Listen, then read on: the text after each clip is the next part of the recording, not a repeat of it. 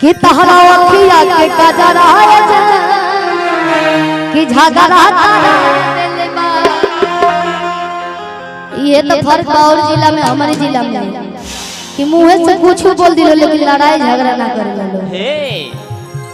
कि तहरा अखिया के कजरा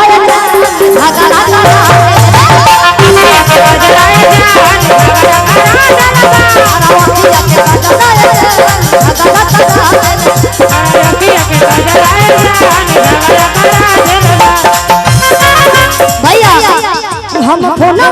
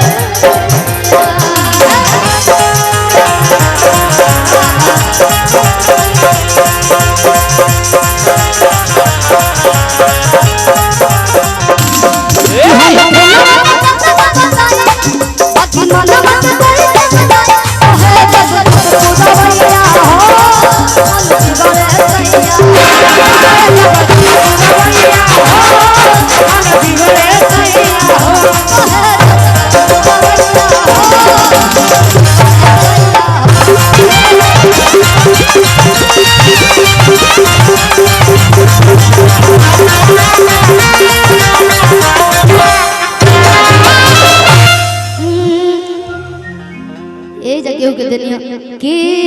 यही से सज धज के बानी हो विदेश से भतार तारे जिया जिया ये गाना हमने के उजाला बैंकॉक में गलन जा एंगा रिकॉर्डिंग बाजे लगा गनी जगह बड़े पापा क्या करते हैं नहीं कुछ करते हैं बताए उसके हिसाब से लिया जाएगा ना बड़े पापा जॉब करते हैं सैलरी कितना बा कोई पापा है ढेर नहीं ले लो चीना ये सब यादगार रहे कि नया नया बाली हो अरे नया लोग उठलाली हो का बात बताओ ये भौजी हमारा से तू हाली हो बड़ा ट्रेंड चलल आजकल के विदेश जौन भी गीत होता हमर प्यार अवतार हमर सरकार अवतार एही से सज धज के बानी काहे सब दिन मेरा रू बिना बार झर ले कैसे न लुगा पहिनी जे आवे के रही उनकर दूल्हा तो हमारे हां 5000 से कम के साड़ी ना पहनी लो मुंह पे कई किलो मेकअप होता जाए उठल लारी लग जाए बड़ा खुशी होला औरत ये कहती हमर प्यार अवतार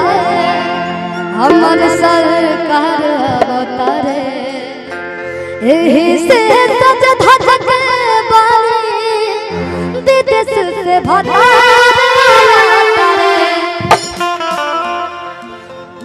हमर प्यार अवतार हमर सरकार अवतार